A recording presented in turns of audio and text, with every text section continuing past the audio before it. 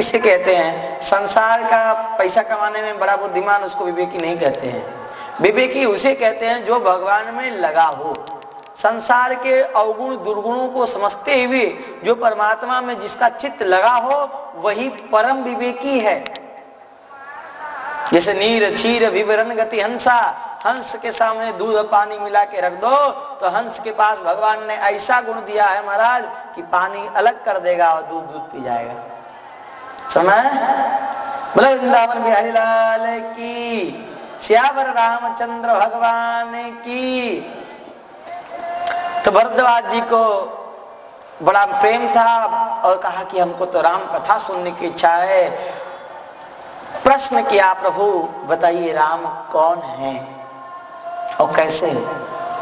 एक राम जो शंकर जी के, जिसका शंकर जी ध्यान करते हैं, एक राम वो है जो दशरथ जी के पुत्र हैं,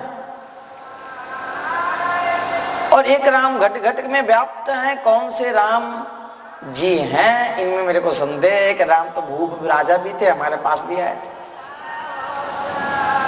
तो कहे कि देखो, चाहूं सुने राम गुण गूढ़ा, किन्नेउ प्रश्न मनहु अति मूढ़ा। आपका ये प्रश्न कोई प्रश्न नहीं है, आप केवल राम गुण गुण सुनना चाहते हैं। राम जी का जो चरित्र है गुण चरित्र है, रहस्यमय चरित्र है, आप उसको बस उद्घाटन चाहते हैं और इसीलिए मूर्ख जैसा प्रश्न किया। कैसा प्रश्न किया? यानी अगर सुनेगा वही जो अपने आप को मानेगा कि मेरे पास उतना ज्ञान नहीं। ज्ञानी को भी कथा सुनते समय अपनी ज्ञान को बगल में रख देना चाहिए और कथा सुनते समय एकदम अज्ञानी बन जाना चाहिए, कुछ नहीं आता है चुपचाप सुन। बड़ा बड़ा ज्ञानी भी कथा सुनते हैं महाराज, और इसलिए ऐसे सुनते जैसे कभी ना सुना हो।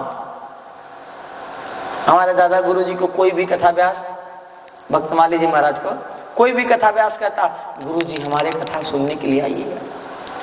दादा गुरुजी बहुत बड़े विद्वान, बहुत सारे ग्रंथों का लेखन करने के बाद भी दादा गुरुजी अज्ञानी भी वक्ता हो, तोतली भाषा में भी वो सुना रहा हो, तो उसके कथा में बैठ के बड़ा ध्यान से सुनते।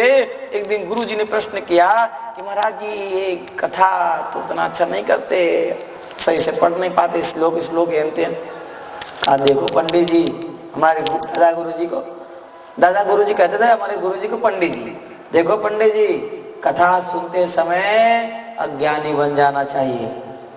ज्ञानी बन के जाओगे तो कथा में दोष दर्शन करके आओगे, पाप लेके आओगे, इसीलिए अज्ञानी बन के कथा सुनना चाहिए।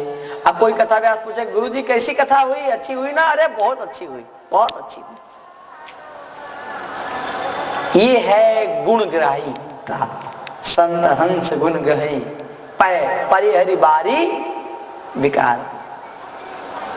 ये गुण कोई ऐसे आलतू फालतू कथा प्रसंग बोलते, अगर हम लोग बैठे हो तो हमारे सहन नहीं होता। हमारे पता नहीं क्या है कि आप अरे बोलो तो ठीक बोलो, सहन नहीं होता, पर ऐसे महापुरुष सहन कर जाते थे। इसको कहते थे तिच्छव कारुणिका सुहृदय सर्वदेहि नाम अजात शत्रु शांता साधव साधुभूषणा।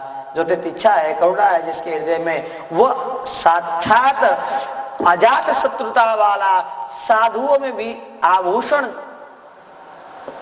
जिसको कह सकते हैं, ऐसा है। अच्छा 7 बज के कितना मिनट हो गया? 51 मिनट हो गया ना? 8 बजे तक कथा ही करनी है। थोड़ी हम कथा करते करते आगे बढ़ गए, पर कोई बात नहीं। राम कथा सुनना चाहते हैं, ऐसा उन्होंने इसीलिए प्रश्न किया, इसका उद्घाटन भी कर दिया है। राम कथा प्रारंभ किया। राम कथा करना तो पहले चाहिए था, पहले शिव कथा प्रारंभ कर दिया। तो शिव जी का कल जो है विवाह तक का प्रसंग हम संक्षिप्त में ले जाएंगे। कल शिव विवाह है। शिव जी का मैं झांकी नहीं निकलवाता हूँ, भाव से, आनंद से, मन से शिव जी की झांकी का ध्यान करते हुए शिव कथा का प्रसंग हम लोग श्रवण करेंगे। कल रही शिव विवाह, और शिव विवाह के लिए सबको न्योता कि भैया शिव विवाह में आप लोग तो न्योता लेके जाना चाहिए। राम जी का विवाह हो, शिव जी का विवाह हो, करना चाहिए, करना चाहिए। करो ना करो तुम्हारा काम,